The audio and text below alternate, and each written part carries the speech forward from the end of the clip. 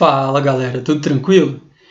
Pessoal, na primeira parte da aula 3 eu mostrei para vocês como que a gente pode construir o gráfico de espaço por tempo do movimento uniforme. E a gente fez lá os dois casos, do movimento uniforme progressivo e o movimento uniforme retrógrado. Eu vou aqui usar os mesmos exemplos para mostrar como que a gente constrói agora os gráficos de velocidade em relação ao tempo. Então agora nós vamos construir gráficos de velocidade em relação ao tempo, pessoal. E eu vou usar exatamente a mesma função horária que a gente usou lá na primeira parte da aula 3. O espaço final é igual a 10 mais 5t. De novo, 10 é o espaço inicial e 5 é a velocidade. Só de bater o olho na função, a gente já tem que conseguir identificar essas informações. Beleza, pessoal? Bom, vamos lembrar que para construir um gráfico, nós precisamos de uma tabelinha, né? Só que nesse caso, a tabelinha que eu vou construir, ela vai ser uma tabelinha com o tempo e a velocidade agora, pessoal. Então agora aqui na segunda linha não é o espaço mais, é a velocidade. Só que aqui tem uma coisa bem interessante, pessoal. O movimento ele é uniforme. Vamos lembrar que o movimento uniforme significa que a velocidade é constante. E olhando para a função horária, a gente sabe que a velocidade é o número que multiplica o tempo. Então a velocidade desse cara é 5 metros por segundo e ela nunca muda, porque o movimento é uniforme. Então olha só, quando o tempo for 0, a velocidade é 5. Passou um segundo, quando o tempo for 1 segundo, a velocidade continua sendo 5. Ela não muda, porque o movimento ele é uniforme, é um movimento com velocidade constante. Quando o tempo for 2, a velocidade é 5. Quando o tempo for 3, é 5. E assim por diante.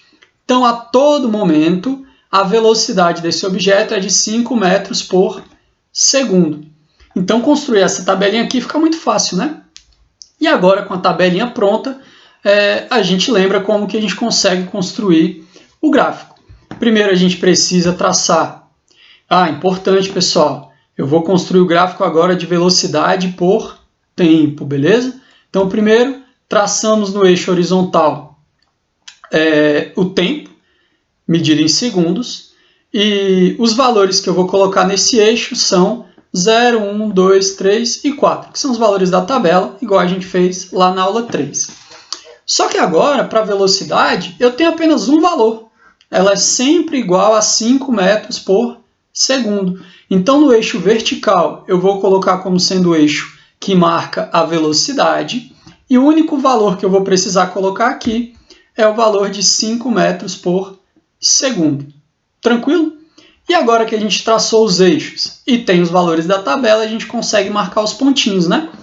Primeiro ponto, pessoal, muito simples. Quando o tempo é 0, velocidade é 5. Então, aqui, ó, tempo 0, velocidade 5. Está aqui nosso ponto.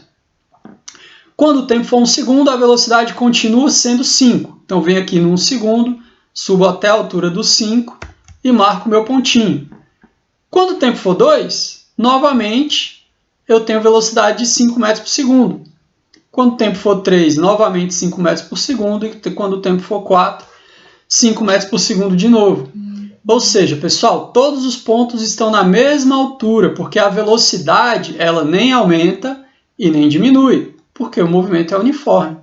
E o gráfico de velocidade por tempo, nesse caso, é exatamente a reta que liga os pontos.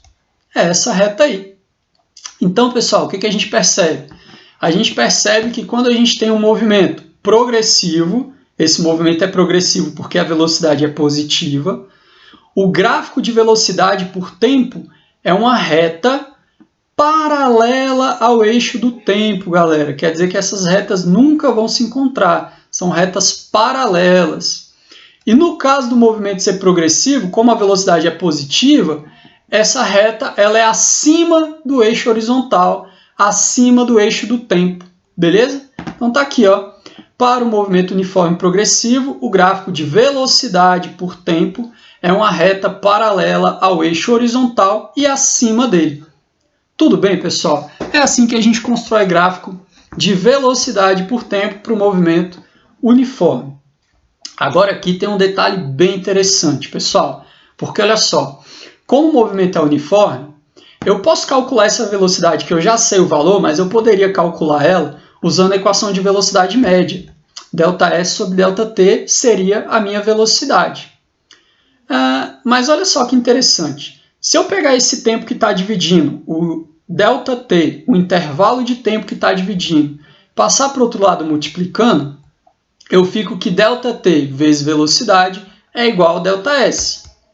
Da seguinte forma, peguei o ΔT, passei multiplicando. Então, ΔT vezes velocidade é igual a ΔS, que é o deslocamento. Mas olha só como é interessante, pessoal. Se eu pegar um certo intervalo de tempo qualquer aqui, ΔT, nesse caso aqui do 1 para o 4, seria aqui uns 3 segundos, e pegar a velocidade que corresponde a essa altura, que no nosso caso vale 5, mas eu vou colocar um exemplo mais genérico aqui, o que seria ΔT vezes velocidade? Ora, ΔT é esse comprimento. Velocidade é essa altura. Pessoal, mas esse comprimento aqui, a gente pode dizer que ele é a base de uma figura. Olha só a figura que eu estou pensando. Isso aqui é um retângulo, né? Então, o ΔT é o tamanho da base desse retângulo. E a velocidade é a altura desse retângulo.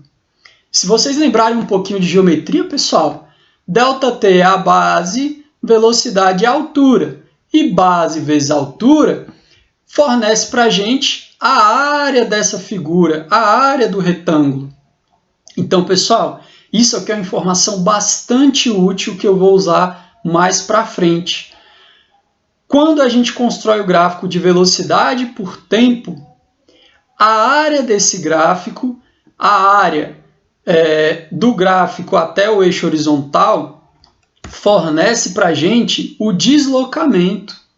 Olha que interessante. O deslocamento do movimento, a distância percorrida aqui, ela vai ser igual à área do gráfico de velocidade por tempo. Essa informação vai ser bastante útil para a gente, tá, galera? Vamos fazer agora rapidinho o gráfico de velocidade por tempo para o movimento retrógrado. Bom, o que muda? Movimento retrógrado, a velocidade deixa de ser positiva e passa a ser negativa, não é isso? Então agora a velocidade negativa, construímos a nossa tabelinha. Pessoal, de novo, a velocidade agora vale menos 5, o movimento ele é retrógrado. E como é uniforme, essa velocidade nunca muda.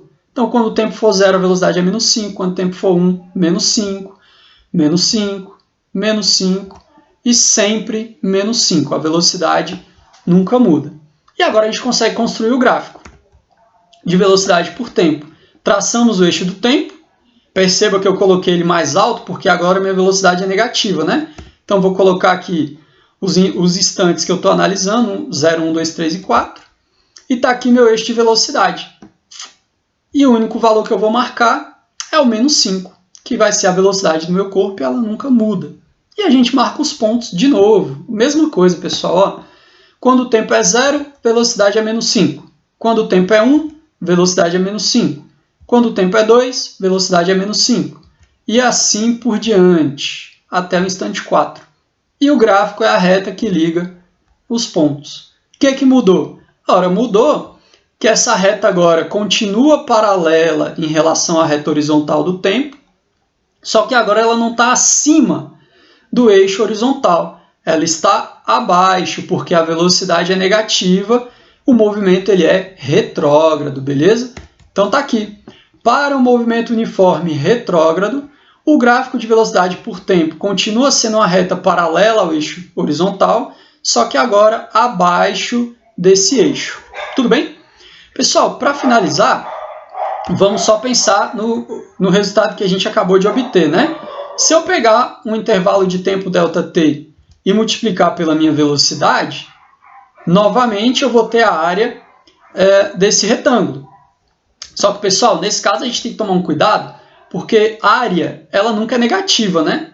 Então, se a gente calcular essa área, eu vou ter um valor positivo. Só que nesse caso, como o movimento é retrógrado, o deslocamento ele é negativo. Então, nesse caso, o deslocamento ele vai ser igual a menos a área do gráfico de velocidade por tempo. Beleza? O que isso quer dizer? Quando a velocidade é negativa e o movimento é retrógrado, o deslocamento ele vai ser negativo, tá, pessoal?